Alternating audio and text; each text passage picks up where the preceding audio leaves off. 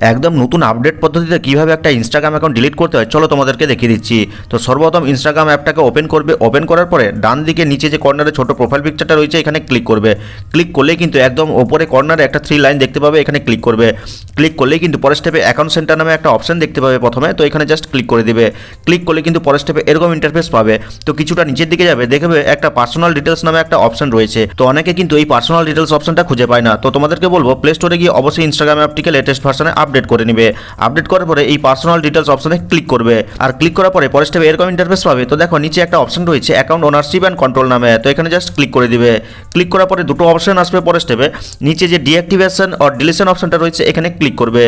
আর click করলে কিন্তু তোমার ইনস্টাগ্রাম আইডি পরের স্টেপে শো করাবে, তো এখানে জাস্ট ক্লিক করে দিবে। আর ক্লিক করলে কিন্তু পরের স্টেপে এরকম ইন্টারফেস আসবে। তো দেখো বর্তমানে কিন্তু ডিঅ্যাক্টিভেট অ্যাকাউন্ট সিলেক্ট করা রয়েছে, তোমরা কি করবে নিচের অপশনটাকে সিলেক্ট করবে ডিলিট অ্যাকাউন্ট, তারপরে কি করবে এই কন্টিনিউ বাটনে ক্লিক করবে।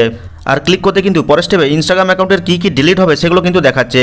তুমি যদি এগুলো সব ডিলিট করতে চাও তাহলে কন্টিনিউ বাটনে ক্লিক করবে। আর ক্লিক করার পরে পরের স্টেপে কোনো একটা রিজন চুজ করবে, তো একদম শেষের অপশনটাকে চুজ করে নিবে, দিয়ে কন্টিনিউ বাটনে ক্লিক করবে।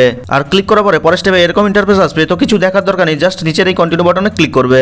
আর ক্লিক করেই দিলে কিন্তু ফাইনালি তোমাকে তোমার ইনস্টাগ্রাম অ্যাকাউন্টের পাসওয়ার্ড দিতে হবে, যেটা না দিলে কিন্তু তুমি ইনস্টাগ্রাম অ্যাকাউন্টটাকে ডিলিট করতে পারবে না।